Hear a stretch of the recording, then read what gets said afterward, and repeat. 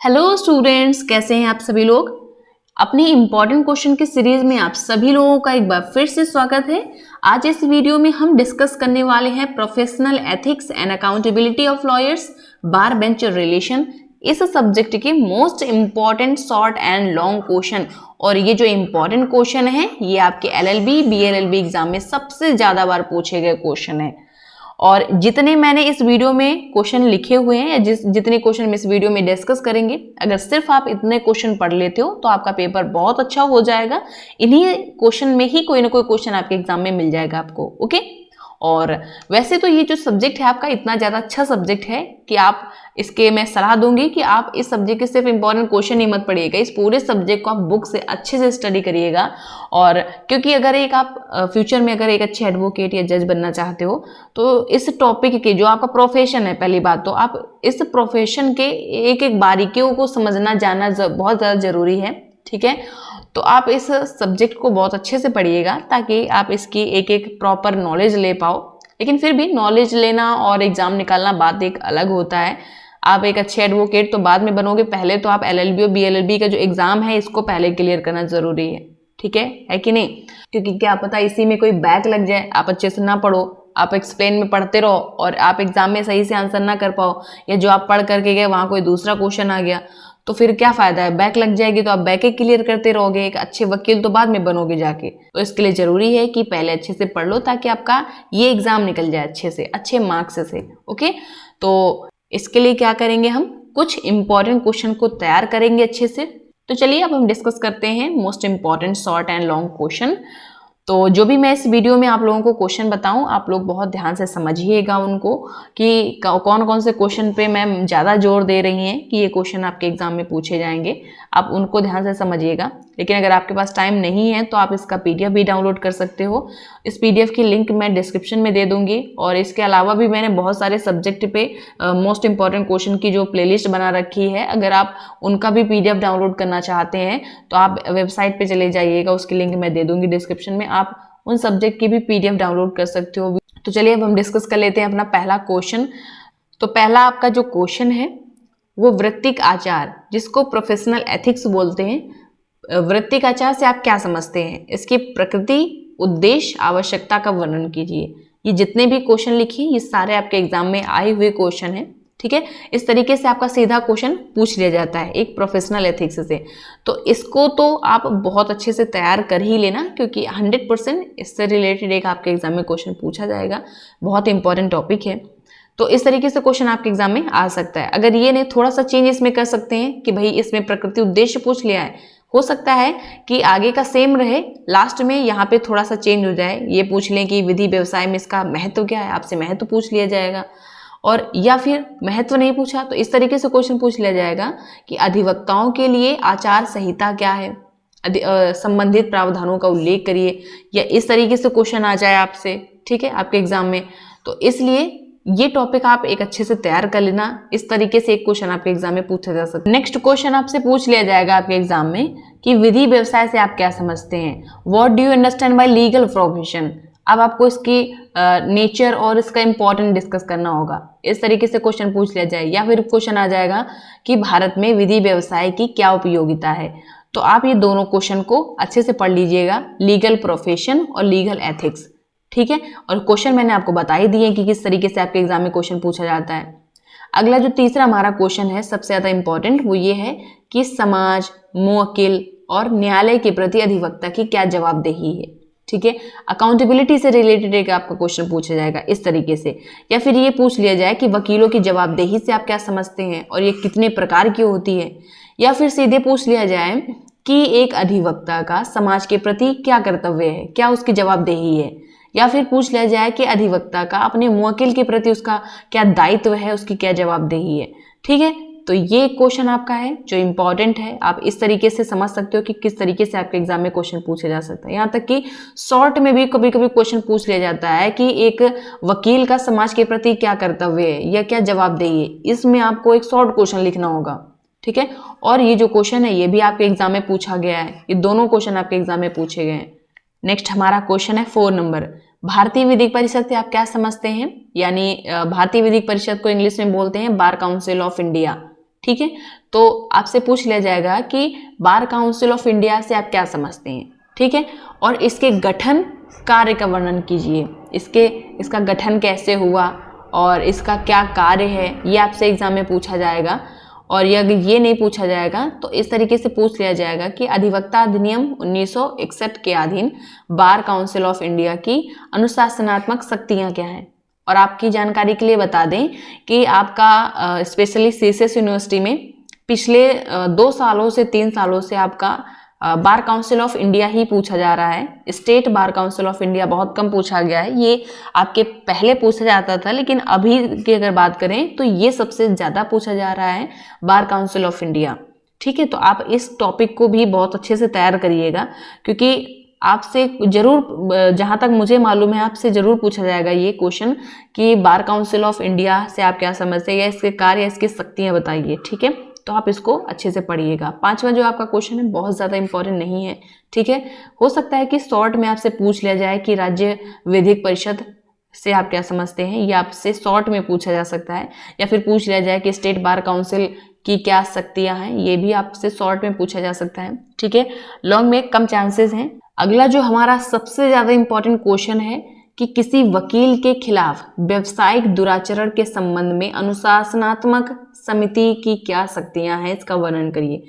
ये आपका बहुत ज़्यादा इंपॉर्टेंट क्वेश्चन है, और जितने भी मैंने लॉन्ग क्वेश्चन बताए हैं ये आपके एग्जाम में बहुत ज़्यादा चांसेस हैं कि आपके एग्जाम में पूछे जाएं, क्योंकि ये सारे क्वेश्चन बार बार एग्जाम में रिपीट हुए हैं। वही क्वेश्चन मैं इसमें डिस्कस करा रही हूँ, ठीक है। तो आप लोग इनको अच्छे से पढ़िएगा, इनमें कोई भी क्वेश्चन आप छोड़िएगा नहीं, ठीक है।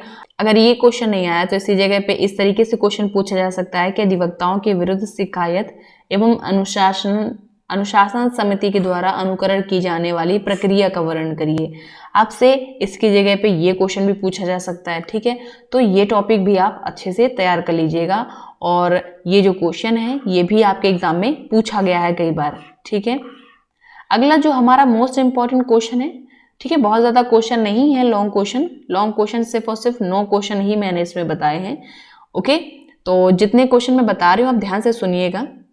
अगला जो हमारा 7 नंबर क्वेश्चन है, एक सफल और कुशल वकील के क्या गुण होते हैं। ये एक आपका क्वेश्चन बहुत ज़्यादा इंपॉर्टेंट है, ये भी हर बार एग्जाम में लगभग पूछा गया है आपसे लॉन्ग क्वेश्चन में, ठीक है। और एक सफल अधिवक्ता, या इसकी जगह पे ये भी क्वेश्चन आ सकता है कि एक सफल अधिवक्ता कैसे बने।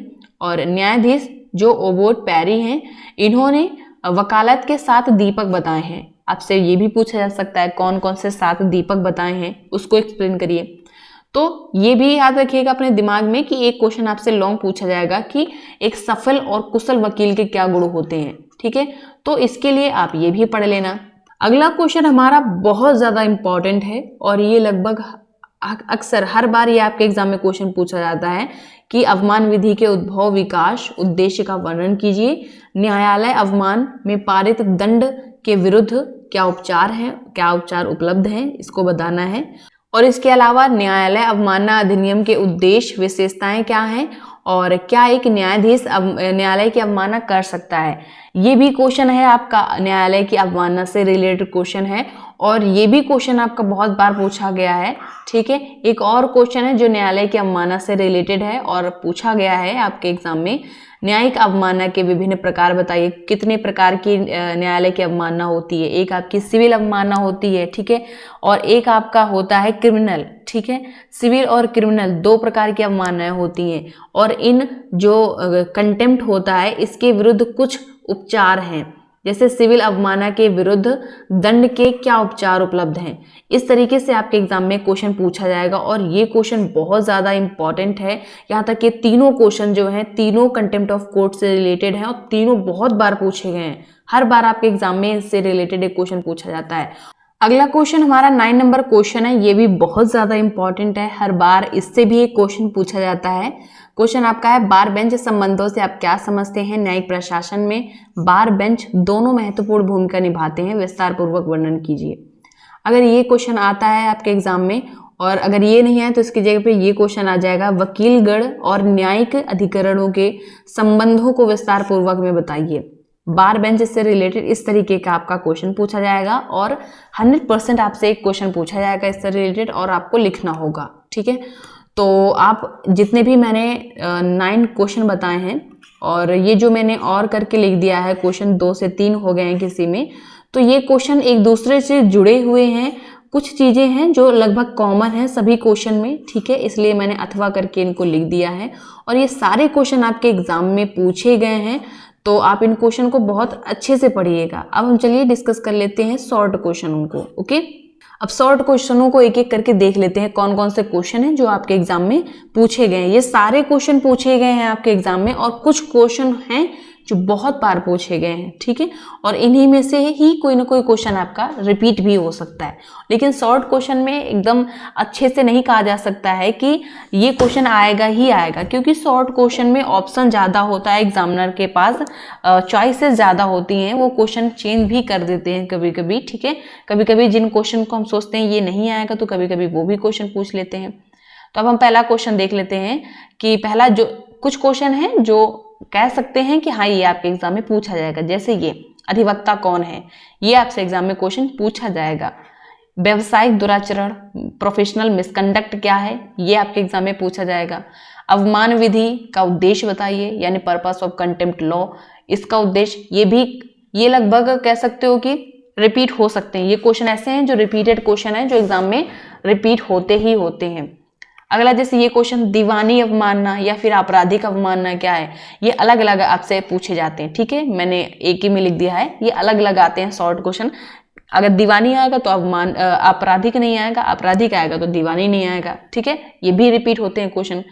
अब इसके बाद जैसे अगला क्वेश्चन है पूर्व सुनवाई का अधिकार, ये आपसे पूछा भी जा सकता है, नहीं भी पूछा जा सकता है, ठीक है, क्योंकि आया हुआ क्वेश्चन है, ठीक है। कुछ क्वेश्चन ऐसे होते हैं जो एक बार आते हैं, बार बार नहीं आते हैं। कुछ क्वेश्चन ऐसे होते हैं लगभग वो अक्सर हर बार रिपीट होते हैं।